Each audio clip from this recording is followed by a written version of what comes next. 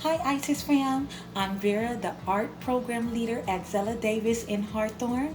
So today we're going to be making lava lamps. So first we're going to need a water bottle or flask, your cooking oil, a half a cup of water, food coloring of your choice, and Alka-Seltzer tablets.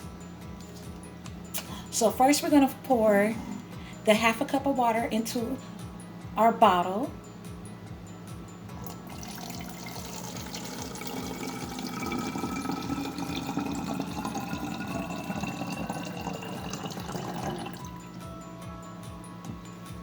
Next, we're going to do a few drops of food coloring.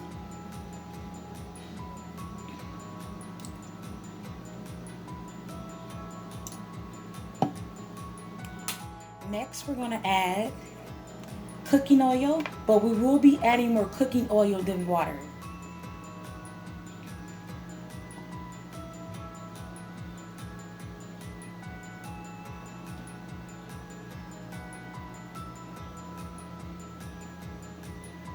Like that. And then next, we'll be adding our Alka-Seltzer tablets.